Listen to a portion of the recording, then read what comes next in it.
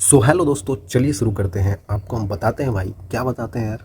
बताते ये हैं कि थर्मोडायनेमिक्स पे सेकंड लेक्चर है। तो इसमें चीज़ें थोड़ी सी आगे हम बढ़ते हैं फर्स्ट लॉ ऑफ थर्मोडायनेमिक्स की तरफ। क्या होता है ये, तो ये चीज़ इसमें नहीं पता चलेगा बच्चों, हम आगे बताएंगे, है ना। आगे बताएंगे। उसके लिए हमको ये तीन चीज़ें जानना ज़रूरी होता है। ठीक है भाई। तो आपको मैंने क्या बताया था भाई, जानना जरूरी है ना। पीछे लेक्चर फर्स्ट लेक्चर में मैंने क्या बताया था, जीरोथ लॉ ऑफ थर्मोडायनेमिक्स, जो कि टेम्परेचर पे बेस्ड होता है। दो चीज़ों का टेम्परेचर सेम है ना, तो तीसरे से अगर थर्मल इक्विलिब्रियम बनाता है तो फिर तीनों का टेम्परेचर सेम हो जाता है। इस टाइप का चीज़ें मैंने बताया था। वो तो बहुत आसान था बच्चों। तो जीरोथ लॉ ऑफ थर्मोडायनेमिक्स आपने पढ़ा ही होगा। तो quantities used in first law of thermodynamics, आ रहा है कुछ समझ में। फर्स्ट लॉ ऑफ थर्मोडायनेमिक्स इसके आगे पढ़ेंगे, उसमें चीज़ें ये यूज होंगे भाई। तो हमको इसको इसको अच्छे से जान लेना होगा तीनों को। डायरेक्टली मैं फर्स्ट लॉ ऑफ थर्मोडायनेमिक्स नहीं बता सकता बच्चों, है ना। क्यों ऐसे ऐसे, फिर इनको जानेंगे तब तक पता चलेगा वहाँ पे क्या यूज होगा। ये जान लिया तो आपको फर्स्ट लॉ ऑफ थर्मोडायनेमिक्स समझ में आ गया। समझिए कि आपको समझ में आ गया। ठीक है भाई, चलिए मैं बताता हूँ। तो कैसे हैं बच्चों आप लोग? आई थिंक अच्छे होंगे। चीज़ों को अच्छे से करते रहिए, है ना। ऐसा डिमोटिवेशन से कुछ होता नहीं है। मोटिवेशन से भी कुछ नहीं होता, वो सब थोड़ा टाइम के लिए होता है। लेकिन आपको पता है कि हमको करना क्या है, तो आप चीज़ें करेंगे। मोटिवेशन डिमोटिवेशन तो अलग पार्ट है, वो चीज़ों को बस 2 मिनट के लिए बना देता है। लेकिन अगर आप डिसिप्लिन्ड है तो आप हमेशा के लिए सही रहेंगे, है ना। आपको पता होना चाहिए कि हमें क्या करना है। ठीक है, मोटिवेशन के पीछे मत भागिए बच्चों। ठीक है, तो चलिए शुरू करते हैं। हीट क्या होता है? देखिए, हीट को रिप्रेजेंट करने का तरीका होता है, आपको मैं बता देता हूँ, क्यू से। ठीक है, वर्क को रिप्रेजेंट करने का तरीका होता है डब्ल्यू से, और इंटरनल एनर्जी बच्चों यू से। ये सब चीज़ें आगे यूज होंगे, इसलिए बता देता हूँ। और हीट जो होता है बच्चों, फॉर्म ऑफ एनर्जी है। वर्क भी एनर्जी का ट्रांसफ़र कराता है एक सिस्टम से अलग सिस्टम में, और इंटरनल एनर्जी भी वैसा ही एनर्जी का पार्ट है। तो सारा इसमें सारा का यूनिट एनर्जी, मतलब एनर्जी ही है ना, सारा एक एनर्जी से रिलेटेड है। फॉर्म ऑफ एनर्जी बोल रहे हैं, तो इसका मतलब इनका यूनिट भी सेम होगा बिल्कुल। इसको नापेंगे तो जूल में नाप सकते हैं, या फिर कैलोरी में नाप लीजिए, या फिर कैलोरी में नाप दीजिए। उसी तरीक़े से यहाँ भी जूल में ही नाप सकते हैं बच्चों, ये भी जूल में ही। ठीक है, कोई दिक्कत नहीं है। इसका यूनिट भी अगर आप लिखना चाहें, अथी डायमेंशन लिखना चाहें, तो एनर्जी का क्या डायमेंशन होता है, M L2T-2। यहाँ भी वही ML2T-2, ML2T-2, इस टाइप से हो सकती है। और तो और अगर आप देखें तो आपको पता होगा कि 1 कैलोरी जो होता है वो होता है 4.2 लगभग ले लेते हैं जूल। बाकी इस सवाल में जैसा आपको दिया रहे वैसा ले लिया कीजिए। ठीक है, ये बेसिक बेसिक है। या फिर कभी कभी आपको बोल दिया जाए कि चेंज इन हीट क्या होता है। चेंज इन हीट, तो आपको वहाँ पे ऐसा लेना होगा डेल्टा क्यू। ठीक है, यहाँ पे बोल दिया जाए कि चेंज इन वर्क का चेंज कैसे हुआ, तो डेल्टा डब्लू। सर ये सब पता है, आप क्या बता रहे हो। ठीक है बच्चों, थोड़ा देर तक मैं बता देता हूँ। चेंज इन इंटरनल एनर्जी बोल दिया जाए, तब क्या करेंगे, डेल्टा यू लिख लेंगे। अगर स्मॉल हो, छोटा सा चेंज हो, तो उसके लिए डी क्यू सॉरी। और यहाँ पे भी अगर स्मॉल चेंज हो,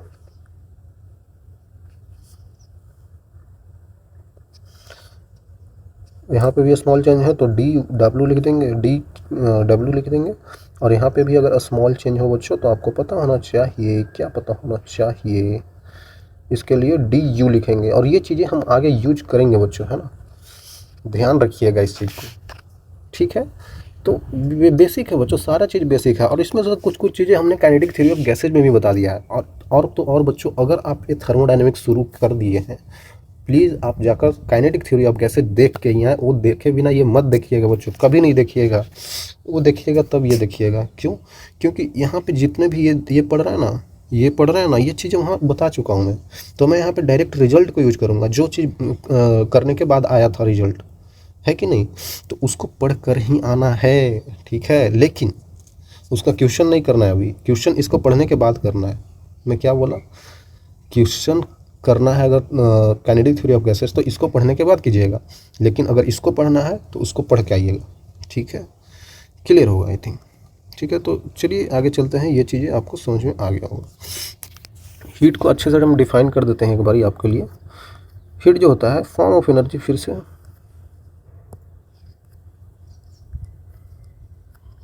फॉर्म ऑफ एनर्जी बोला जाता है बच्चों।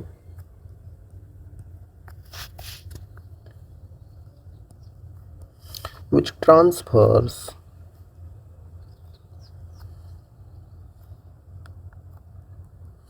in between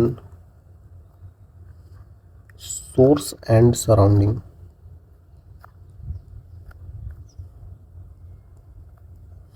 है ना, सोर्स और सराउंडिंग के बीच में ये अपना ट्रांसफ़र होता है।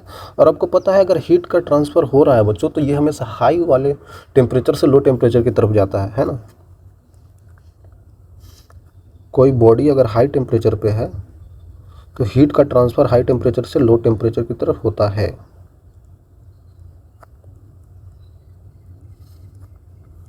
ये चीज़ तो पता होगी, ये चीज़ तो हमने बहुत पहले ही डिस्कस किया था, ये तो होता ही है। जो चीज़ हाई टेम्परेचर पे होती है वो धीरे धीरे लो टेम्परेचर पे फिर इक्विलिब्रियम में आ जाती है, ठीक है। इसका रिप्रेजेंट करने का तरीका क्यू होता है, ठीक है।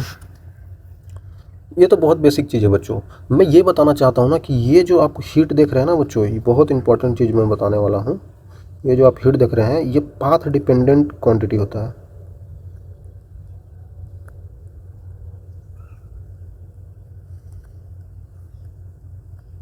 QUANTITY क्वांटिटी होता है, ठीक है। ये क्या होता है भाई, पाथ डिपेंडेंट क्वांटिटी क्या होता है।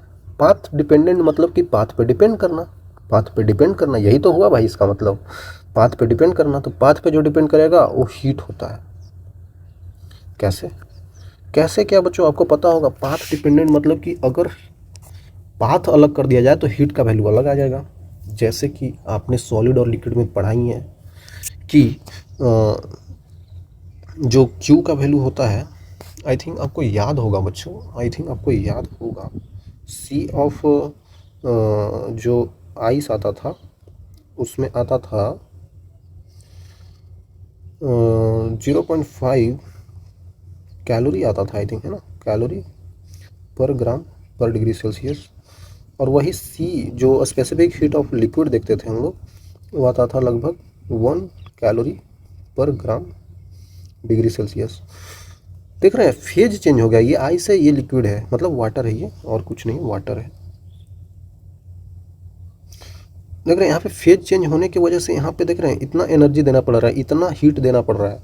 0.5 कैलोरी हीट देना पड़ेगा 1 ग्राम ऑफ आइस को 1 डिग्री सेल्सियस उसको टेम्परेचर रेंज कराने में। यहाँ पे 1 ग्राम ऑफ लिक्विड को 1 डिग्री सेल्सियस अगर टेम्परेचर रेंज कराना है तो वहाँ पे 1 कैलोरी देना पड़ेगा। मतलब कि यहाँ पे हमें ज़्यादा हीट की ज़रूरत है। मतलब कि पाथ अलग हो गया, अरे यार क्या हो गया, मतलब कि पाथ अलग हो गया। पाथ यहाँ पे क्या है, आइस का है, यहाँ पे वाटर का है। पाथ अलग हो गया मतलब रास्ता अलग हो गया, तो यहाँ पे इसका वैल्यू भी बदल गया भाई हीट का वैल्यू भी बदल गया। मतलब कि यहाँ पे 1 कैलोरी देना पड़ रहा है हीट है, यहाँ पे 0.5, तो पाथ अलग हुआ तो इसका वैल्यू भी अलग हो गया, इसलिए पाथ डिपेंडेंट है, ठीक है। हम गैसेज के बारे में पढ़ा रहे हैं थर्मोडायनेमिक्स में, तो गैसेज के बारे में बता देते हैं। समझिए, एक एग्जाम्पल मैं आपको देता हूँ। Heat required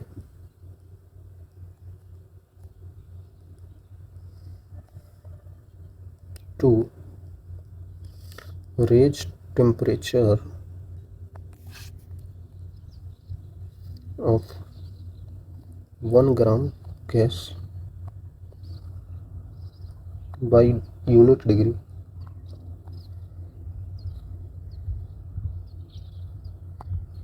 at constant volume। Constant volume पे ये चीज़ें किया जा रहा है। पहला केस ये हो गया। दूसरा केस ये है कि वही तरीका से heat required to raise temperature 1 gram of gas by unit degree Celsius at constant pressure. आपको समझ में आ जाएगा बच्चों। यहाँ पे कांस्टेंट वॉल्यूम रखें, यहाँ पे कांस्टेंट प्रेशर रख दिए। समझिए मेरे पास गैस है, कोई भी गैस है, वही गैस को हम अगर कांस्टेंट वॉल्यूम पे उसका हीट मतलब उसका टेम्परेचर रेज कराना है 1 डिग्री सेल्सियस, तो वहाँ पे हीट का वैल्यू कुछ और आएगा। लेकिन उतना ही गैस, उतना ही अमाउंट गैस का है और उसको 1 डिग्री सेल्सियस हम अगर रेज करा रहे हैं कांस्टेंट प्रेशर पे, तो वहाँ पे हीट का वैल्यू अलग आएगा। हमें वहाँ पे कम या ज़्यादा हीट देना पड़ेगा, मतलब दोनों केस में अलग अलग वैल्यू आएगा। मैं बोल क्या रहा हूँ कि delta Q equal to N C V delta T होता है। यहाँ पे डेल्टा क्यू का वैल्यू होता है N C P delta T होता है। ये है आपके पास कांस्टेंट प्रेशर, कांस्टेंट वॉल्यूम पे, ये है आपके पास कांस्टेंट प्रेशर पे। तो दोनों में क्यू का वैल्यू अलग अलग आएगा बच्चों, ध्यान दीजिएगा, ये अलग आएगा, ये अलग आएगा, क्योंकि सी पी है यहाँ पे, सी भी है यहाँ पे, सी पी है, अलग आ जाएगा। तो देख रहे हैं, बस इसका पाथ अलग कर दिया हमने, कांस्टेंट वॉल्यूम ले लिया, यहाँ पे कांस्टेंट प्रेशर, तो अलग अलग पाथ हो गया। पाथ अलग हुआ तो हीट का भी वैल्यू अलग अलग आ गया। मतलब ये पाथ डिपेंडेंट क्वांटिटी होता है। तो ऐसे ऐसे सर और कितने होते हैं, ऐसे में पता कैसे चलेगा कौन पाथ डिपेंडेंट है कौन पाथ इंडिपेंडेंट है। चलिए उसके बारे में मैं बता देता हूँ कि पाथ डिपेंडेंट है और एक पाथ इंडिपेंडेंट कौन से होते हैं। जो पाथ डिपेंडेंट होते हैं उसको प्रोसेस फंक्शन भी कहीं कहीं पे लिखा जाएगा, ध्यान दीजिएगा। जो इंडिपेंडेंट है उनको स्टेट फंक्शन बोला जाएगा, और भी इसका एक नाम है, पाथ फंक्शन भी बोला जाएगा। तो भी समझ जाइएगा इसी की बात हो रही है। यहाँ पे भी इसका एक और नाम है, पॉइंट फंक्शन भी बोला जाएगा। तो भी आप समझ जाइएगा कि इसी की बात हो रही है, इंडिपेंडेंट की, ठीक है। मैं ये बोल रहा हूँ बच्चों, पाथ डिपेंडेंट क्वांटिटीज कौन से होते हैं, इन विच द प्रोसेस और path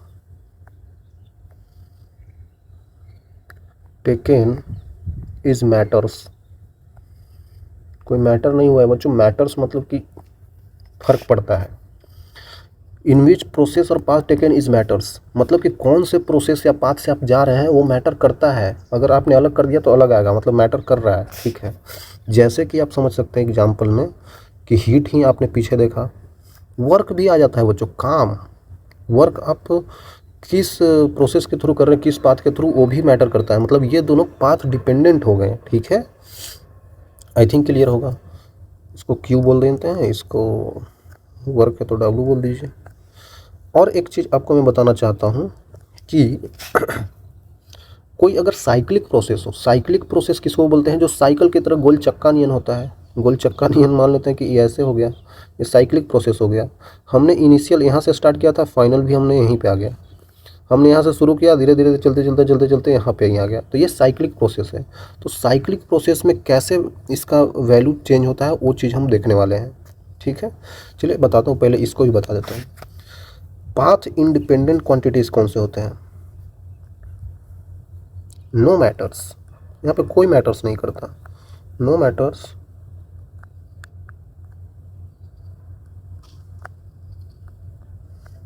how the process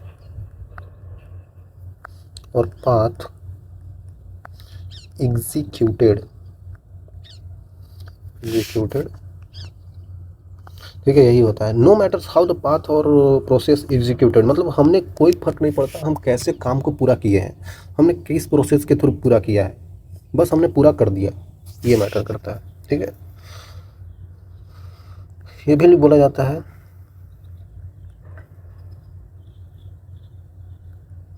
it depends on initial and final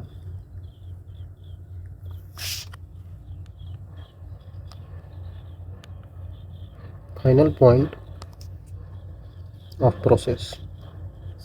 जो प्रोसेस है उसका सिर्फ इनिशियल और फाइनल पॉइंट से हमको मतलब होता है। मतलब कि क्या, मतलब कि समझ जाइए कि इस टाइप का है, ये पॉइंट है, ये यहाँ से शुरू हुआ और यहाँ पे जाना है, इनिशियल यहाँ, फाइनल यहाँ, इस तरीक़ा से जाएं, इस तरीक़ा से घूमते घूमते जाएं, इस तरीक़ा से यहाँ से घूम के यहाँ आए, कोई मतलब नहीं है। आप इससे आइए, इससे आइए, इससे आइए, इससे आइए, कोई फ़र्क नहीं पड़ता है आप किससे आ रहे हैं, सब में यहाँ से यहाँ तक जाने में डेल्टा यू का वैल्यू कांस्टेंट रहेगा, है कि नहीं। आप यहाँ से कैसे भी जा रहे हैं कोई फ़र्क नहीं पड़ता है। मैं एक चीज़ बता रहा था साइक्लिक प्रोसेस के बारे में, यहाँ पे भी देख लीजिए बच्चों। ये अगर गोल है, इनिशियल यहाँ फाइनल यहाँ है, हम यहाँ से चले और धीरे धीरे चलते चलते चलते चलते हम यहीं पे आ गए।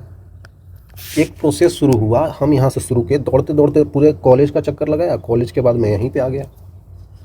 तो हमारा डेल्टा यू कितना हुआ, चेंज इन इंटरनल एनर्जी कितना हुआ। ये तो स्टेट फंक्शन है ना भाई, ये तो स्टेट फंक्शन है। स्टेट फंक्शन मतलब कि पाथ इंडिपेंडेंट, हमें पाथ से कोई मतलब नहीं है, हम किस तरीका से इधर से इधर गए, इधर से उधर आए, कोई फ़र्क नहीं पड़ता है, बस हम फिर यहीं पे आ गए। तो हमारा में चेंज इनपुट इंटरनल एनर्जी कितना हुआ, हुआ ही नहीं, क्योंकि हम फिर से यहीं पे आ गए। चेंज कहाँ हुआ भाई, नहीं हुआ ना। तो इसका मतलब बोल देंगे कि यहाँ पे डेल्टा यू का वैल्यू 0 हो जाएगा भाई। आया समझ में, ये 0 हो जाएगा, क्योंकि हम यहीं से चले, यहाँ से फिर यहाँ गए, फिर यहाँ से अगर यहाँ आ जाए फिर भी 0 होगा। इनिशियल फाइनल पॉइंट सेम हो गया तो 0 ही तो होगा बच्चों। तो क्या यहाँ पे भी 0 होगा, ये चीज़ सोचने वाली है, ये चीज़ सोचने वाली बात है। देखिए इनिशियल यहाँ पे, यहाँ से शुरू किया, यहाँ से फाइनल यहीं पे आ गया।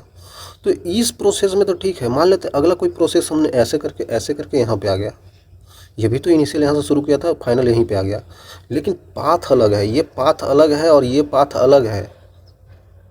आ रहा समझ में आपको बच्चों। यहाँ पे अगर हम ऐसे जाएं, हम ऐसे या फिर ऐसे करके जाएं तो कोई मतलब नहीं है, दोनों में डेल्टा यू का वैल्यू 0 है। लेकिन यहाँ पे मैटर करेगा भाई, यहाँ पे आप इसके थ्रू जा रहे हैं तो यहाँ पे डेल्टा क्यू का वैल्यू अलग आएगा। अलग इसलिए आएगा क्योंकि पाथ अलग हो गया है, ठीक है, पाथ अलग हो गया है। अब सोचेंगे कि इनिशियल फाइनल तो फिर भी सेम है, तो कोई मतलब नहीं बच्चों, सेम है फिर भी यहाँ पे कोई मतलब नहीं है, क्योंकि यहाँ पे अलग पाथ हो गया ना। तो इसीलिए अगर देखें ऐसे करके हम लिखते हैं, कभी कभी छोटा सा हिट होगा तो ये 0 नहीं होगा भाई। उसी तरीके से छोटा सा वर्क होगा, ये 0 नहीं होगा भाई, ठीक है। आई थिंक क्लियर होगा बच्चों आपको, 0 नहीं होगा, लेकिन यहाँ पे 0 हो जाएगा। यहाँ पे भी ऐसे लिख लीजिए, ये 0 हो जाएगा। ओके, काफ़ी आसान है यार, काफ़ी आसान है। अगर मैं एक एग्जांपल दूँ ना, मेरे को याद आ रहा है, मैं एग्जांपल दूँ कि इसको कैसे आप समझ सकते हैं रियल लाइफ से, कि पाथ डिपेंडेंट और पाथ इंडिपेंडेंट क्या है।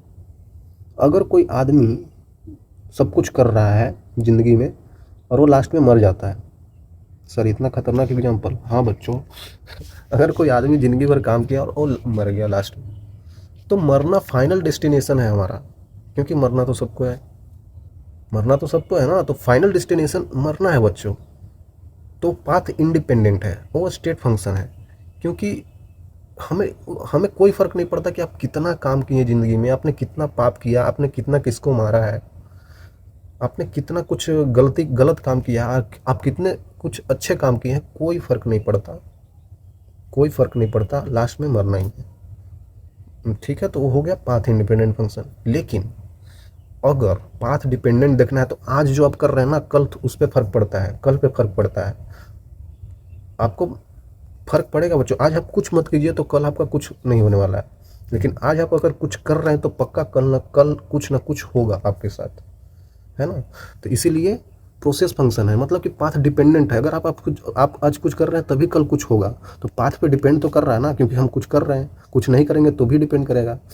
लेकिन मरना जो डेथ है वो किसी चीज़ को नहीं देखता कि आपके पास कितने पैसे हैं, क्या है आपके पास, आप कौन हैं, आपने कितनी गलतियां की हैं ज़िंदगी में, कोई फ़र्क नहीं पड़ता, मरना तो है ही, है ना।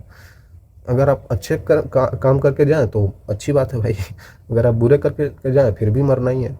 तो वो फाइनल डेस्टिनेशन जो होता है वो पाथ इंडिपेंडेंट है। आपका पाथ कितना जल्दी वहाँ ऊपर गया, कितना बाद में गया, कोई फ़र्क नहीं पड़ता है ना, फाइनल तो वही है। तो ऐसे समझ सकते हैं आप। सर ये तो कुछ ज़्यादा हो गया। नहीं बच्चों, ये बस ऐसे एग्जाम्पल था। ओके, आई थिंक क्लियर होगा भाई। तो बहुत चीज़ें आसान है। यहाँ पे एक और एग्जांपल दे दूँ क्या, इसमें तो हीट और वर्क आ जाता है, पाथ इंडिपेंडेंट में और भी चीज़ें आ जाती हैं। एग्जांपल के लिए आप समझिए कि डेल्टा यू मतलब कि इंटरनल एनर्जी तो आ ही गया, टेम्परेचर भी आ जाता है, प्रेशर भी आ जाता है, वॉल्यूम भी आ जाता है, एंट्रोपी भी आ जाता है बच्चों। ये सब चीज़ें आप एंट्रोपी पढ़ेंगे वहाँ पे केमिस्ट्री में तो समझ में आ जाएगा आपको। बोला जाता है कि जितने सारे हैं ना पार्टिकल्स कितना ज़्यादा पगला गए हैं रैंडम मोशन कर रहे हैं तो उनका एंट्रोपी हाई हो जाता है, इस टाइप का बताया जाता है। ये सारे चीज़ें जो बताया ना मैंने, internal energy, temperature, pressure, volume, ये सारे पाथ के इंडिपेंडेंट होते हैं भाई। ठीक है, आई थिंक क्लियर होगा यार, अब तो क्लियर होगा। वर्क देख लेते हैं बच्चों, वर्क, काम। काम सूत्र की बात नहीं हो रही, काम बात हो रही है, एनर्जी वाला है ना। क्या बोला जा रहा है यहाँ पे, वर्क जो है, वर्क मतलब ऐसे क्या ही मैं बताऊँ एनर्जी को बोले जाता है कैपेसिटी टू डू वर्क, ये भी ट्रांसफ़र ऑफ एनर्जी होता है। तो डेफिनेशन से कुछ उतना समझ में नहीं आता है, डेफिनेशन बस रट लेते हैं लोग। रटिए मत बच्चों, देखिए मैं क्या बता रहा हूँ। एक हमने कंटेनर बना दिया भाई, ऐसे समझ में अच्छे से आएगा। एक हमने कंटेनर बना दिया, इसका ये एक पिस्टन है, ये तो कुछ, ये पिस्टन है, ये थोड़ा ऊपर चला गया भाई, देखिएगा ऊपर कैसे चला गया। आपने कुछ एनर्जी प्रोवाइड किया होगा अंदर के इसके गैस मॉलिक्यूल्स को, जो अंदर इसमें गैस मॉलिक्यूल्स भरे पड़े हैं। ये तो हमेशा रैंडम मोशन करते रहते हैं, दीवारों पे अपना प्रेशर, अपना फोर्स लगाते रहते हैं, है ना। रैंडम मोशन हो रहा है तो ये कोई इधर फोर्स लगा रहा होगा, कोई इधर फोर्स लगा रहा होगा, कोई इधर लगा रहा होगा, कोई इधर, कोई इधर। तो आपको पता है ये कंटेनर जो है उसको हमने आइसोथर्मल कंसिडर किया है, इसमें कोई भी हीट एनर्जी बाहर नहीं जा रहा है, टेम्परेचर का चेंज नहीं हो रहा है ना। एडियाबेटिक बोलते हैं ना, जब हीट का ट्रांसफ़र नहीं होता है, एडियाबेटिक है बच्चों, है ना। ये जो कंटेनर है इंसुलेटेड है, बाहर से कोई हीट अंदर नहीं आ रहा है और अंदर से कोई हीट बाहर नहीं जा रहा है। तो अगर हमने इसको हीट दिया है तो क्या होगा, और ज़्यादा पगला जाएंगे, पगला जाएगा तो ये इसके कंटेनर के ये पिस्टन पे फोर्स लगाएगा भाई, है कि नहीं, फोर्स लगाएगा, उसके कारण प्रेशर जनरेट होगा। तो उसी कारण से ये थोड़ा ऊपर मूव कर गया, है ना, थोड़ा सा यहाँ पे फोर्स लगते लगते ऊपर मूव कर गया। तो यहाँ पे बोला जाता है ये इनिशियल है और ये बच्चों फाइनल है। ठीक है, तो वर्क मैं समझाने वाला हूँ, समझिएगा अभी। इस पे कंटेनर के ये पिस्टन पे फोर्स लग रहा होगा, ठीक है। तो जो फोर्स लग रहा होगा उसके कारण हम लोग यहाँ पे लिख सकते हैं, वो हो गया प्रेशर इनटू एरिया, यही तो होगा। एरिया ऑफ कंटेनर ये है, एरिया ऑफ पिस्टन है बच्चों, सॉरी, वो ए है, ठीक है। ये ऊपर कितना डिस्टेंस गया है यहाँ से, ये dx डिस्टेंस मान लेते हैं गया, छोटा सा डिस्टेंस। तो आपको पता होगा कि क्या होता है, क्या होता है। ये अगर ऊपर की तरफ जा रहा है, ये फोर्स ऊपर की तरफ लग रहा है और जा भी ऊपर की तरफ रहा है। तो अगर मैं बताऊं कि वर्क डन क्या होता है, वर्क डन मतलब कि W क्या होता है, फोर्स F डॉट ds होता है, डिस्प्लेसमेंट भाई F डॉट ds ही तो होता है वर्क डन, ठीक है। ये छोटा सा वर्क डन आता था, तो उसी तरीक़ा से यहाँ भी कर देंगे। तो dW का वैल्यू क्या हो जाएगा, फोर्स लगने वाला कितना है बच्चों, P into area dot ds। तो फोर्स इधर भी लग रहा है, फोर्स इधर ही लग रहा है और डिस्प्लेसमेंट भी इधर ही हो रहा है, मतलब दोनों के बीच में एंगल 0 डिग्री। तो डॉट प्रोडक्ट में 0 एंगल है, तो इसका मतलब cos 0 1 होता है, तो 1 आ जाएगा, ठीक है भाई। P A into D S के जगह पे कितना दूरी है, डी एक्स गया है, ठीक है। तो डी डब्ल्यू आपको पता चल गया होगा कि यहाँ पे पी इसका एरिया गुने ये डिस्टेंस। अरे भाई अगर ये एक टाइप का सिलेंडर कंसिडर करें तो एरिया गुने हाइट क्या होता है, वॉल्यूम होता है। और ये छोटा सा डिस्टेंस है तो छोटा सा वॉल्यूम आएगा। ओके, आ गया, कुछ नहीं करना है बच्चों, आ गया। तो ये वर्क डन आ गया, ये आपके पास वर्क डन आ गया। ये वर्क डन क्या है भाई, ये गैस ने काम किया है ये जो अंदर गैस के मॉलिक्यूल्स है इन्होंने काम किया है, तो work done by the gas होगा, क्योंकि ये गैस के मॉलिक्यूल्स ने काम किया है, ठीक है। ऐसे आ गया तो और आगे आप जा सकते हैं अगर आप समझें कि डी डब्ल्यू का जो वैल्यू है प्रेशर इंटू डी वी है। अगर बोला जाए कि वॉल्यूम चेंज हो रहा है भी इनिशियल से भी फाइनल की तरफ, तब आप कैसे करेंगे। आपको बोला गया कि वॉल्यूम चेंज हो रहा है इनिशियल से फाइनल की तरफ। ये इनिशियल वॉल्यूम था इसका गैस का, और ऊपर अगर आ गया ये पिस्टन, तो अब वॉल्यूम फाइनल ये हो गया, है कि नहीं। तो आप बता सकते हैं। तो यहाँ से वर्क डन जो आ जाएगा फाइनल वो आ जाएगा आपके पास P इंटू डी वी, तो डी वी में आ जाएगा V final minus V initial. I think clear होगा भाई। तो ये हमारे पास वर्क डन आ गया, ये हमारे पास वर्क डन आ गया बच्चों, work done by the gas. यहाँ पे क्या बोलेंगे, work done by the gas, gas ने काम किया। समझिएगा बाई और ऑन में अंतर होता है, थोड़ा सा केमिस्ट्री से कन्फ्यूजन हो सकता है लेकिन होना नहीं है कन्फ्यूज। फिजिक्स में एकदम सारी चीज़ें स्मूथ चलती हैं, वहाँ पे थोड़ा उल्टा ले लेते हैं, तो वहाँ उल्टा ले लीजिएगा, क्योंकि वहाँ पे आप केमिकल रिएक्शन, केमिकल बॉन्ड तोड़ने उड़ने एनर्जी वगैरह वहाँ पे थोड़ा सा अलग हो जाता है, क्योंकि वहाँ पे केमिकल बॉन्ड वगैरह होता है ना कुछ, तो थोड़ा उल्टा लेते हैं, हम तो सीधा ही लेते हैं। Work done by the gas, by मतलब ये गैस ने काम किया, ठीक है भाई। इसको थोड़ा सा एनालाइज करने की कोशिश करें बच्चों। देखिए P into V final minus V initial, तो ये वर्क डन जो आया है आपके पास, यहाँ पे ऐसे भी लिख सकते हैं। अगर डी डब्ल्यू आप देख रहे हैं, डी डब्ल्यू अगर पी डी भी है, तो अगर आप बड़ा सा थोड़ा बड़ा सा चेंज हो जाएगा तो delta W equal to P into delta V हो जाएगा, है कि नहीं बच्चों। और यहाँ से भी ऐसे बोल सकते हैं कि डेल्टा डब्ल्यू का वैल्यू जो होगा तो P into V final minus V initial, ऐसे भी बोला जा सकता है, ठीक है। तो इसी का यूज करेंगे, तो delta W equal to P into V final minus V initial, ठीक है। तो इसके लिए हम दो चीज़ें कंसिडर करते हैं। क्या कंसिडर करते हैं, इफ़ आपको पता चल गया कि वी फाइनल का वैल्यू ज़्यादा है वी इनिशियल से, तो चेंज इन वॉल्यूम क्या होगा, डेल्टा वी का वैल्यू क्या हो जाएगा बच्चों, पॉजिटिव हो जाएगा, है कि नहीं। अरे यार वी फाइनल ज़्यादा है, मतलब ये ज़्यादा ये कम है, तो घटाएंगे तो पॉजिटिव ही तो वैल्यू आएगा, ठीक है भाई। तो इसके बाद अगर ये पॉजिटिव आ गया तो यहाँ पे आपको पता चल जाएगा कि डेल्टा डब्ल्यू वर्क डन भी पॉजिटिव आ गया। वर्क डन जब हमारे पास पॉजिटिव आ जाता है तो बोला जाता है ये work done by the gas हुआ है ना।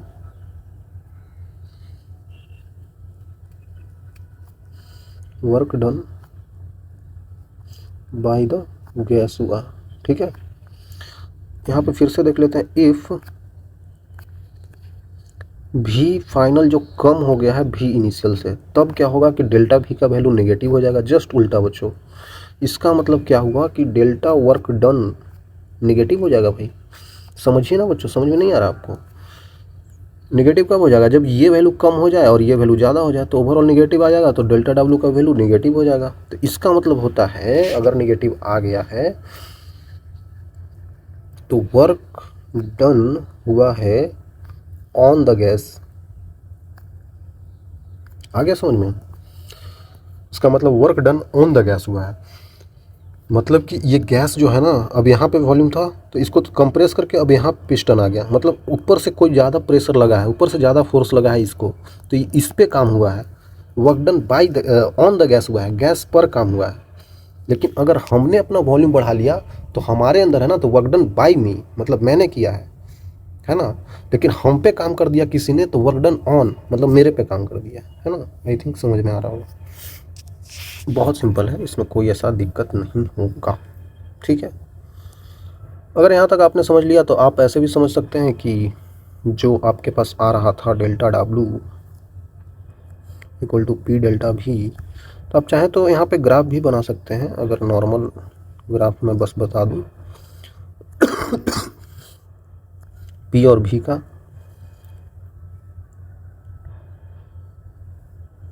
पी और भी का। अच्छा एक चीज़ मैं बताना भूल गया, अगर work done by the gas हो रहा है तो जो वर्क कर रहा है गैस ने कर रहा है, तो गैस अपना वॉल्यूम बढ़ा रहा है, मतलब गैस का क्या हो रहा है, एक्सपांसन हो रहा है, ऐसे भी बोल सकते हैं। तो यहाँ पे एक्सपांसन भी बोल देंगे, इसको एक्सपांसन भी बोल दिया जाता है बच्चों, एक्सपांसन हो रहा है। और निगेटिव हो रहा है तो मतलब कंप्रेशन हो रहा है ना बच्चों, कंप्रेशन मतलब दबा दिया जा रहा है इसको भाई। चलिए क्लियर होगा।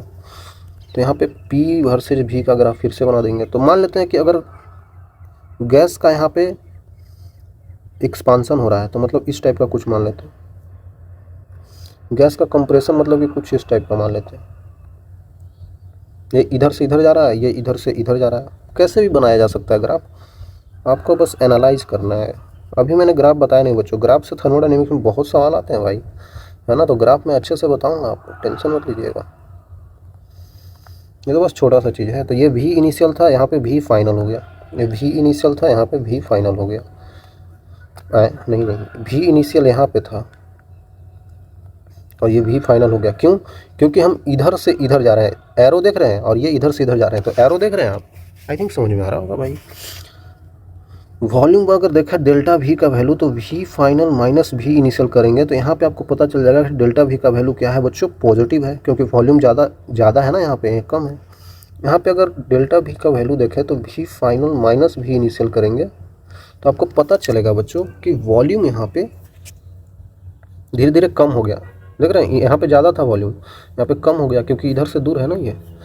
तो ये डेल्टा वी का वैल्यू यहाँ पे बच्चों नेगेटिव आ गया भाई, है ना, नेगेटिव आ गया, यहाँ पे पॉजिटिव आया था। तो अगर पॉजिटिव आ गया है तो इसका मतलब कि एक्सपांसन हुआ है, एक्सपांसन ऑफ गैस। यहाँ पे हो गया compression of gas, compression of gas. बहुत सिंपल है बच्चों, आई थिंक आपको समझ में आ रहा होगा।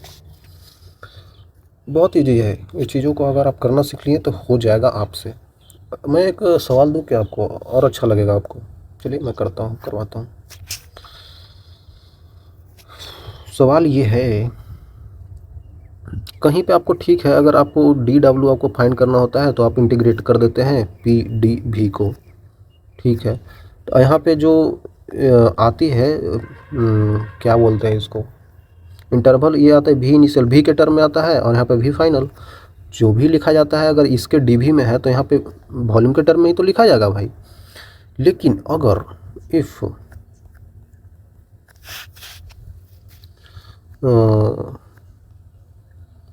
Temperature of the gas is rises from T note से टू टी नोट, तब क्या होगा? और आपको दे रखा है कि pressure in terms of alpha T square. अब आप कैसे इसको सॉल्व कीजिएगा बच्चों? अब बताइए, अब बताना है आपको कि यहाँ पे फाइनल वर्क डन क्या होगा। ये क्वेश्चन है बच्चों। बोला है आपको कि temperature of the gas rise होता है इतना से इतना, और ये फंक्शन दिया हुआ है, प्रेशर इस फंक्शन में है। तो आप ये डायरेक्ट फार्मूला कैसे लगाएंगे, क्योंकि यहाँ पे तो वॉल्यूम का आता है इंटरवल में। अब यहाँ पे तो आपको टेम्परेचर दे दिया है, तो यहाँ पे टेम्परेचर रख दे? नहीं भाई, यहाँ पे डीवी का टर्म में तो वॉल्यूम ही तो रखा जाएगा। इसका मतलब हमको इसको चेंज करना है, यही तो समझ में आ रहा है। तो चेंज करना पड़ेगा। तो यहाँ पे आप चेंज कैसे कर सकते हैं? P V equal to N R T लगा के, सिंपल। आपको पता है, आपको क्या पता है कि यहाँ पे वॉल्यूम बदलना है, तो वॉल्यूम यहाँ पे रखेंगे, N R T divided by P आ जाएगा। आपको पता है पी का वैल्यू आपको दे रखा है, N R T divided by alpha into T square, ठीक है भाई। तो एक टी यहाँ पे हमको दिख रहा है कटता हुआ। अगर मुझे डी भी निकालना है, मतलब हमको डिफ्रेंशिएट करना है, D V by D T कर देंगे तो डी टी इधर आ जाएगा। एन आर तो कांस्टेंट है, अल्फा भी कांस्टेंट है। टी के पावर -1 का डिफ्रेंशिएशन हो तो माइनस बाहर आ जाएगा, टी के पावर -2 हो जाएगा, डी टी हो जाएगा। ठीक है भाई, ठीक है। अब हम लोग यहाँ पे चेंज कर सकते हैं, मतलब कि डी डब्ल्यू का वैल्यू अब लिख सकते हैं इंटीग्रेशन ऑफ पी, प्रेशर कितना है, alpha T square into D भी कितना है बच्चों, ये है ना, माइनस का N R by alpha T के power -2 into D T. T के पावर -2 है और टी के पावर 2 है, कट जाएगा, अल्फ़ा अल्फ़ा कट जाएगा। तो यहाँ पे आप देख सकते हैं डी डब्ल्यू का जो वर्क डन है, कहाँ से कहाँ डी टी में वेरी कहाँ से कहाँ हो रहा है, टी नोट से टू टी नोट। तो यहाँ पे आप लिख सकते हैं कि माइनस का एन आर डी टी कहाँ से कहाँ तक जा रहा है बच्चों, टी नोट से टू टी नोट, ठीक है भाई। तो आप लिख सकते हैं माइनस का एन आर टी नोट। तो ये हो गया वर्क डन बच्चों फाइनल। इस टाइप से किया जा सकता है, और भी चीज़ें वेरी किया जा सकता है। टेम्परेचर वेरी किया, कहीं पे कुछ और वेरी कर दिया, तो आप एनआरटी का यूज करके, P V equal to NRT का यूज करके आप चीज़ों को सॉल्व कर सकते हैं, है कि नहीं? बहुत आसान होता है ये चीज़ें कर। सवाल आएगा भाई, सवाल में ये सब बहुत ईजी होगा तो आपको अच्छा लगेगा उस टाइम पे, ठीक है। और भी एक चीज़ कि ये जो यहाँ पे मैंने आपको वर्क डन बताया है, वर्क बताया है, ये क्या है बच्चों? पाथ डिपेंडेंट है ना भाई, पाथ डिपेंडेंट मैंने पीछे बताया था बच्चों। जिस तरीक़ा से आपने हीट देखा उसी तरीक़ा से पाथ डिपेंडेंट क्वांटिटी होता है, समझ गए होंगे आप, ठीक है। चलिए अब मैं बताता हूँ इंटरनल एनर्जी मतलब कि यू का वैल्यू। इंटरनल एनर्जी मतलब कि अंदर का एनर्जी, गैस के अंदर का energy. Internal energy of a system is energy processed by the system due to molecular motion या फिर मॉलिक्यूलर कॉन्फ़िगरेशन। मॉलिक्यूलर मोशन के कारण, अगर गैस के मॉलिक्यूल्स अंदर किसी कंटेनर में रखे गए हैं तो उनका मॉलिक्यूलर मोशन होता है भाई, और उसके कारण वो एनर्जी देते हैं, उनके कारण उसमें एनर्जी का कन्वर्जन होता है। जैसे कि आपको मैंने बताया था टोटल एनर्जी, बच्चों ये चीज़ें मैंने पीछे बता रखा है इसलिए मैंने डायरेक्टली यूज कर रहा हूँ, है ना। जो टोटल एनर्जी गैस के मॉलिक्यूल्स का होता है वही उसका इंटरनल एनर्जी होता है, और वही यहाँ पे काइनेटिक एनर्जी उसका होता है, और वही यहाँ पे उसका पोटेंशियल एनर्जी होता है। वाइब्रेशनल भी कंसिडर करते हैं अगर वो हाई टेम्परेचर पे हो, लेकिन पोटेंशियल एनर्जी का वैल्यू हम लोग जीरो लेते थे क्योंकि आइडियल गैस के केस में हम उनके बीच में इंटरमॉलिक्यूलर फोर्स ऑफ अट्रैक्शन को नहीं मानते थे, इसलिए हमको इसका वैल्यू जीरो लेना पड़ेगा। मैं बहुत बार बता चुका हूँ। तो सिर्फ यहाँ पे काइनेटिक एनर्जी आ जाता था, और आपको पता होगा यही वैल्यू होता था F/2 nRT। तो अगर हमको छोटा यहाँ पे चेंज लिखना है तो यहाँ पे छोटा चेंज कर देंगे टेम्परेचर का, मतलब कि अगर डेल्टा यू लिखना है तो F/2 nR डेल्टा टी कर देंगे। आ गया समझ में? आ गया होगा, सिंपल हो गया ना भाई। अब तो डेल्टा यू का वैल्यू हमने लिख दिया। अगर हमारे पास मोनोएटॉमिक गैस है, मोनोएटॉमिक गैस है तो आपको ऐसे लिख सकते हैं कि डेल्टा डब्ल्यू का वैल्यू क्या हो जाएगा बच्चों? एफ मतलब एन, एफ का वैल्यू 3 होता है ना मोनोएटॉमिक के केस में, मैंने बताया डिग्री ऑफ फ्रीडम के बारे में। F/2 nRT हो जाएगा, डेल्टा टी हो जाएगा, 3/2 nRT आ गया। जनरलाइज भी हम लोग कर सकते हैं, जनरल वे में भी लिख सकते हैं, क्यों नहीं लिख सकते हैं। अगर हम बताएं आपको for any gas,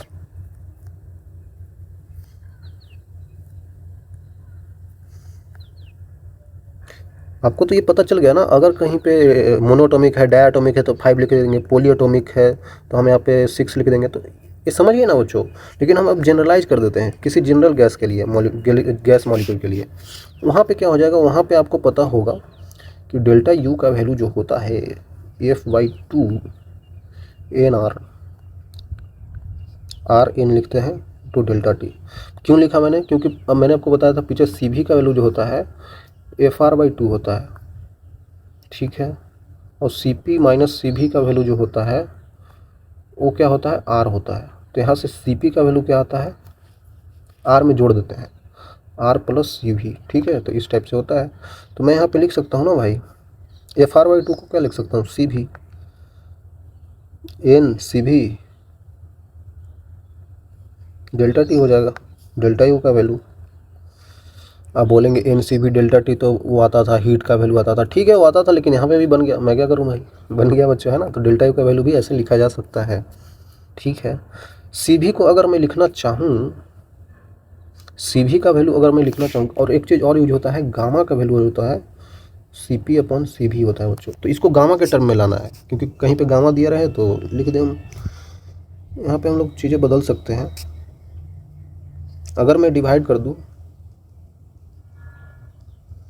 divide by CV, तो CP/CV गामा हो जाएगा, R/CV हो जाएगा, और यहाँ पे क्या हो जाएगा? +1 हो जाएगा। तो यहाँ पे CV का वैल्यू क्या आ जाएगा बच्चों? देखिए ध्यान से, गामा -1 हो जाएगा, तो R/गामा-1 हो जाएगा into delta T, delta U का वैल्यू। चलिए आगे भी लिख सकता हूँ मैं। डेल्टा यू का वैल्यू क्या आया बच्चों? क्या आया? nR delta T upon gamma minus one. ऐसे भी तो लिख सकते हैं nR डेल्टा टी को, nR T final minus T initial divided by gamma minus one. इसको ऐसे भी तो लिख सकते हैं nR T final minus nR T initial divided by gamma minus one. तो डेल्टा यू का वैल्यू ऐसे भी लिखा जा सकता है PV इक्वल टू NRT होता है, तो ये T फाइनल है, तो ये PV का भी फाइनल ही होगा अगर ऐसा है तो। यहाँ पे लिख सकते हैं P final V final minus P initial V initial divided by gamma minus 1। तो इस टाइप से फाइनल रिजल्ट आप लिख सकते हैं। ऐसा कुछ नहीं मैं बोलूँगा कि फाइनल रिजल्ट याद करना है, कुछ नहीं याद करना है बच्चों, क्योंकि चीज़ें सवाल पता है डायरेक्ट रिजल्ट कभी पूछता ही नहीं है, वो आपको प्रोसेस में पूछ लेगा। जो मैंने ऐसे आपको प्रोसेस बता रहा हूँ कैसे कैसे चेंज होता है, ये सब चीज़ें मैं जो आपको बता रहा हूँ ना, ये सब चीज़ें आप ध्यान रखिएगा कैसे चेंज किया जाता है चीज़ों को, यहाँ से पूछ लेता है सवाल। फाइनल रिजल्ट से क्यों पूछेगा, उसको पता है बच्चे रट लेंगे, लेकिन रटना नहीं है बच्चों, है ना, रटना नहीं है भाई। इस टाइप से होती है। और आपको पता है कि फिर से यू जो होता है पाथ इंडिपेंडेंट होता है।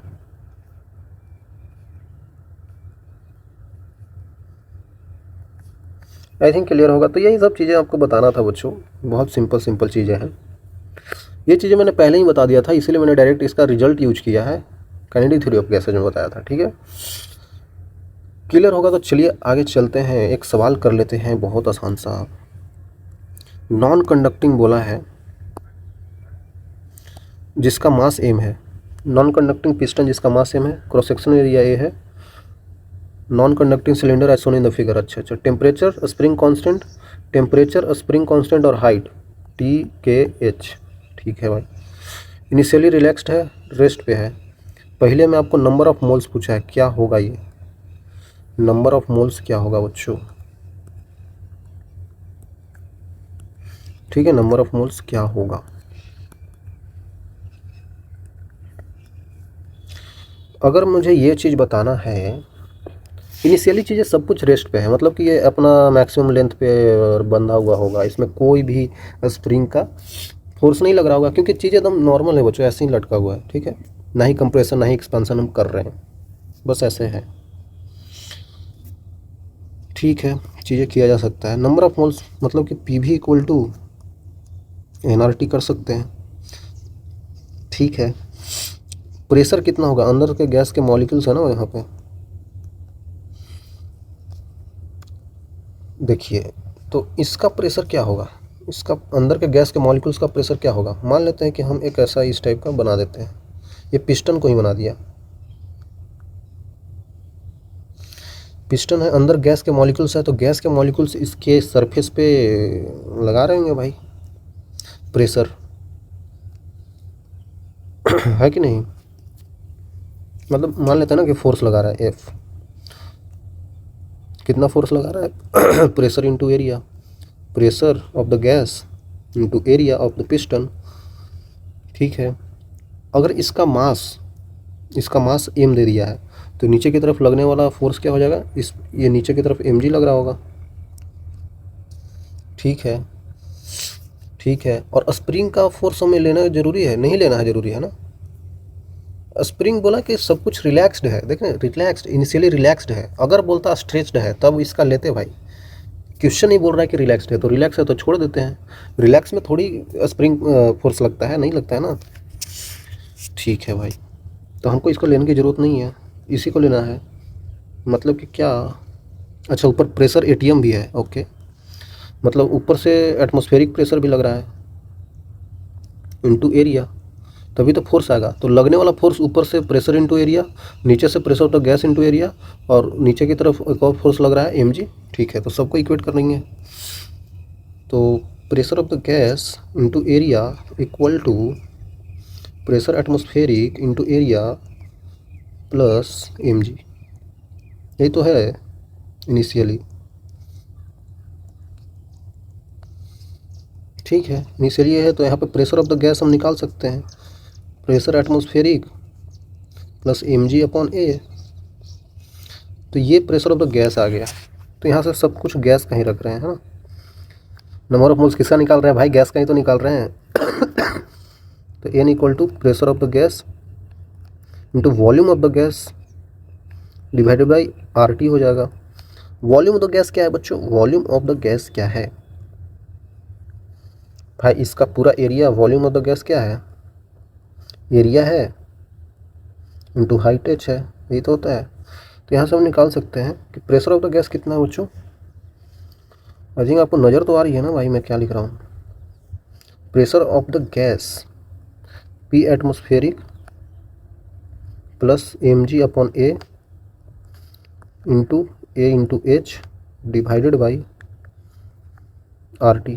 तो ये आ गया मोल, ये मोल आ गया भाई।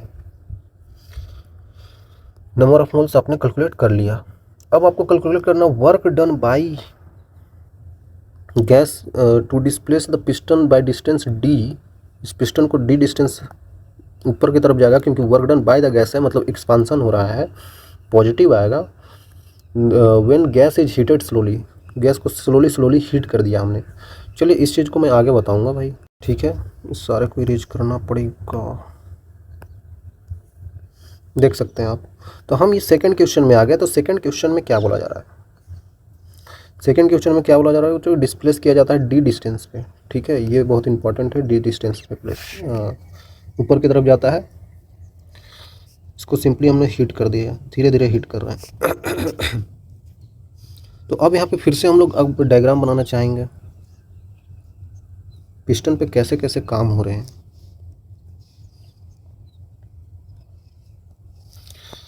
ठीक है, मास है पिस्टन का, तो नीचे की तरफ इसका एक mg तो लग ही रहा होगा भाई।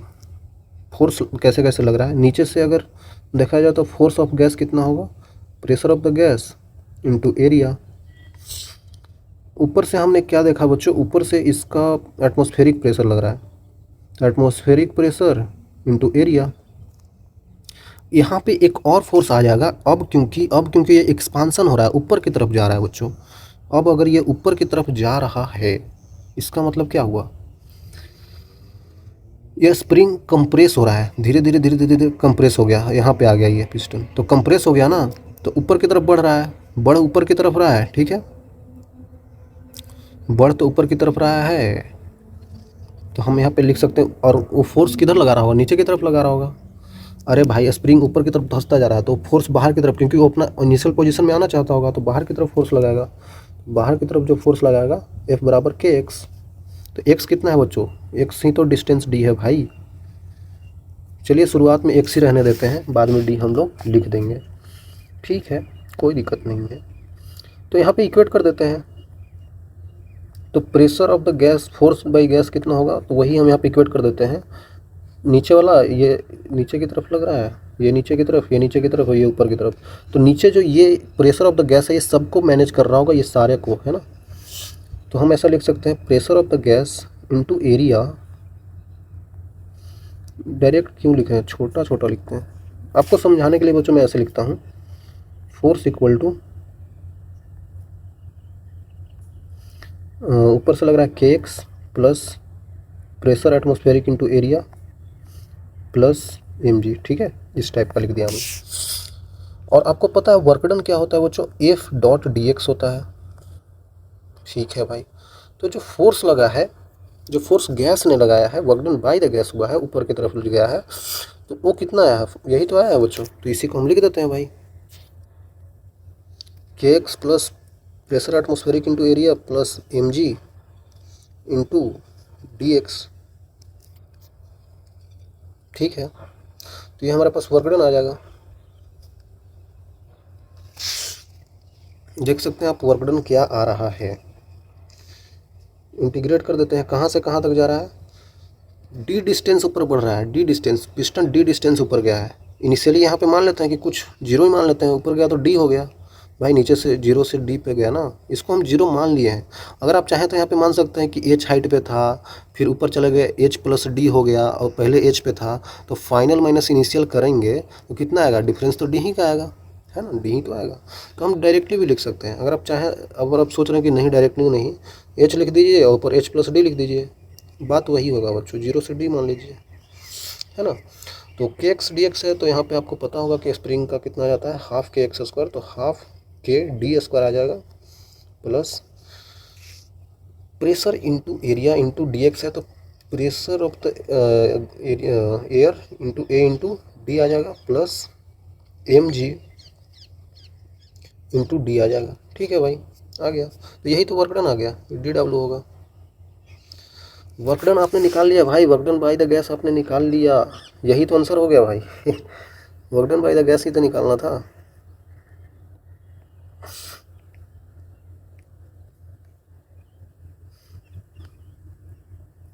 हाफ के D square plus pressure of atmospheric into A D plus M G D.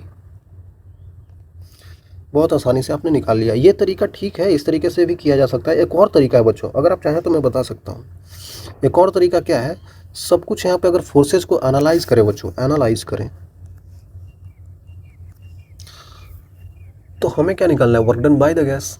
तो ऐसे भी कह सकते हैं कि work done, work energy theorem लगा देते हैं। वर्क एनर्जी थ्योरम बच्चों लग जाता है कहीं भी, है ना। तो work done due to all forces equal to change in kinetic energy, ऐसे होता था। Work done due to all the forces में कौन कौन से आते थे, work done by conservative forces plus work done by non conservative forces plus work done due to internal forces plus work done due to external forces, बहुत सारी चीज़ें आ जाते थे equal to change in kinetic energy.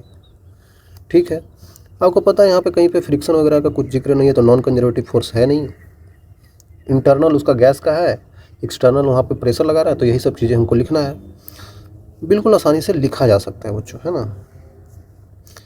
तो देख सकते हैं जो भी फोर्सेज है, कंजर्वेटिव फोर्सेज आपको पता होनी चाहिए। पहले तो देख लेते हैं कि यहाँ पे work done due to M G है, नीचे की तरफ लग रहा है, plus work done due to atmospheric pressure है, plus work done due to pressure of the gas है, plus work done due to spring है। और भी कुछ यहाँ पे फोर्सेज हैं, और भी कुछ ऐसा फोर्सेज दिख रहा है जिससे वर्क डन हो जाए, नहीं है, equal to change in kinetic energy. आपको बोला जा रहा है कि धीरे धीरे हम लोग हीट कर रहे हैं, स्लोली हीट कर रहे हैं, तो ये पिस्टन धीरे धीरे ऊपर जा रहा होगा, है ना। तो धीरे धीरे तो काइनेटिक एनर्जी सेम ही तो होगा, चेंज नहीं होगा, धीरे धीरे जा रहा है ना। तो इसको हम लोग ले लेते हैं कि 0 है भाई। अब हम लोग कर सकते हैं यहाँ पे work done due to M g कितना हो जाएगा, एम जी पिस्टन पे नीचे की तरफ लग रहा है और वॉल्यूम एक्सपांसन हो रहा है तो ऊपर की तरफ जा रहा है, तो एम जी नीचे ऊपर की तरफ जा रहा है, एम जी डी हो जाएगा, लेकिन निगेटिव में हो जाएगा, निगेटिव का एम जी डी हो जाएगा। एटमॉस्फेरिक प्रेशर ऊपर से लग रहा है और जहाँ ऊपर रहा है, ऊपर से नीचे की तरफ लग रहा है। एटमॉस्फेरिक प्रेशर तो ऊपर से ही लगता है ना भाई, और पिस्टन जहाँ ऊपर रहा है 180 डिग्री, तो एफ डॉट डी एक्स करेंगे तो 180 है तो निगेटिव आ जाएगा। Negative of pressure atmospheric into area force आ गया, इंटू डिस्प्लेसमेंट डी हो रहा है। Work done by pressure of the gas, pressure of the gas ऊपर की तरफ, work done by the gas ऊपर की तरफ, और जहाँ भी ऊपर की तरफ रहा है पिस्टन, तो दोनों को सेम डायरेक्शन है तो पॉजिटिव हो जाएगा। Pressure of the gas into area into D distance जा रहा है। और work done bye spring, spring को ऊपर की तरफ कंप्रेस कर दिया गया है, लेकिन स्प्रिंग फोर्स तो बाहर की तरफ उसको धक्का देना चाह रहा होगा ना भाई। हम किसी चीज़ को अंदर की तरफ दे रहे हैं, लेकिन वो भी तो बाहर की तरफ दे रहा होगा, क्योंकि वो इनिशियल पोजीशन में आना चाहता है, रिलैक्स्ड होना चाहता है, तो नीचे की तरफ लगाएगा। और जहाँ ऊपर की तरफ रहा है, तो वर्क डन बाय स्प्रिंग आपको पता होगा कि हाफ के एक्स स्क्वायर होता है, तो यहाँ पे डी डिस्टेंस जा रहा है तो डी स्क्वायर हो जाएगा इक्वल टू 0।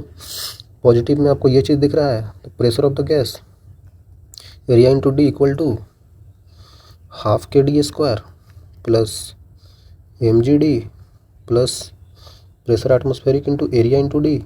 यहाँ से आप निकाल सकते हैं, यही तो वर्क डन था, यही तो वर्क डन था बच्चों, work done by gas. Match कर लीजिए, यही तो आया था आंसर। हाफ के D square M G D, half के D square M G D pressure atmospheric into area into D. Simple है बच्चों, देख रहे हैं सिमिलर ही आ गया, क्योंकि यहाँ पे हमने देखा वर्क एनर्जी थ्योरम लगाया जा सकता है। ठीक है, फाइनल टेम्परेचर क्या होगा, इसके लिए आप ऐसे यूज कर सकते हैं P final V final, P V equal to N R T final, सब कुछ फाइनल रखना होगा। नंबर ऑफ मोल्स तो वही रहेगा ना, नंबर ऑफ मोल्स जो इनिशियली हमारे पास आया था इसमें, वो तो उतना ही रहेगा भाई। अगर हम हीट कर रहे हैं या फिर कंप्रेस कर रहे हैं, कुछ भी कर रहे हैं, तो उसमें जो अंदर गैस के मॉलिक्यूल्स है वो तो वही रहेंगे ना भाई, वो थोड़ी ज़्यादा कम हो जाएंगे वो तो वही रहेंगे, तो वो तो वही है। अब आपको प्रेशर फाइनल पता करना है, फाइनल प्रेशर क्या हो जाएगा, फाइनल वॉल्यूम क्या हो जाएगा जब ये यहाँ तक एक्सपैंड हो गया, जब ये यहाँ तक आ गया इसका पिस्टन, तो आपको बताना है फाइनल वॉल्यूम क्या हो गया। तो हम लिख सकते हैं वी फाइनल क्या हो जाएगा बच्चों, एच प्लस डी हो गया ना, एच था यहाँ पे, डी डिस्टेंस और ऊपर गया था, तो area of the piston into H plus D हो जाएगा। फाइनल वॉल्यूम हमने निकाल लिया। फाइनल प्रेशर क्या होगा बच्चों, final pressure of the gas, pressure of the gas क्या होगा। अब हम डायरेक्टली लिख सकते हैं final pressure of the gas, लिख सकते हैं हम लोग कि ऊपर से स्प्रिंग का प्रेशर लग रहा होगा, फोर्स। कैसे मैं लिखूं, मैं सोच रहा हूँ आपको समझ में आए। ऐसा लिख सकता हूँ ना बच्चों कि जब ये फाइनली यहाँ पे आ गया है तो अंदर से प्रेशर ऑफ द गैस लग रहा होगा, तो फोर्स को हम लोग इक्वेट करके ही लिखते हैं ना। पहले आपको मैं फोर्स से समझाता हूँ। फोर्स ड्यू टू, तो pressure into pressure of the gas into area into, ठीक है, pressure into gas, pressure of the gas into area कर दे तो फोर्स आ गया। नीचे से ये लग रहा है, ऊपर से आपको पता चल गया कि हाफ ऑफ के इंटू डी स्क्वायर लग रहा होगा। लगता है वही तो प्रेशर आएगा बच्चों जो पहले आया था, प्लस में pressure of the atmospheric into area हो जाएगा। ठीक है भाई, मच्छर कहाँ से आ रहा है। और प्लस में एम जी का लग रहा होगा नीचे की तरफ, एम जी। तो यहाँ से प्रेशर ऑफ द गैस हमने फाइनल भी निकाल लिया। फाइनली तो ये हो जाएगा हाफ के D square divided by area plus pressure of the atmospheric plus M g by A. Sorry यार, मैं ये क्या लिख रहा हूँ, ये तो के डी हो जाएगा ना भाई, मैं एनर्जी क्यों लिख रहा हूँ, के डी डिवाइडेड बाई ए आ जाएगा। चलिए बच्चों ये ठीक है, तो ये फाइनल आ गया, final pressure of the gas ये आ गया, वॉल्यूम आ गया। टेम्परेचर फाइनल क्या होगा, अच्छा फाइनल टेम्परेचर ही तो निकालना है, तो चीज़ें तो सब कुछ हो गई भाई, निकल जाएगा। तो टी फाइनल का वैल्यू आप रख सकते हैं P final V final divided by n R. तो ये दोनों चीज़ें मैंने बता दिया, वी फाइनल पी फाइनल, तो चीज़ें को रख दीजिए, आंसर आ जाएगा। आसान है यार चीज़ें आसान है, ऐसा कुछ नहीं भारी है, बस करने का तरीका आना चाहिए बच्चों। आई थिंक क्लियर होगा। चीज़ें हम बताएंगे, फर्स्ट लॉ ऑफ थर्मोडायनेमिक्स क्या होता है, चीज़ों को समझ लीजिएगा। ये चीज़ें मैंने क्या बताया, वर्क, इंटरनल एनर्जी, हीट, चीज़ें ही यूज होगा आगे। ठीक है, तो आपको बच्चों यहाँ तक आने के लिए मिलेगा बहुत बड़ा वाला थैंक यू। मिलेंगे आगे, तब तक के लिए ओके, बाय बाय।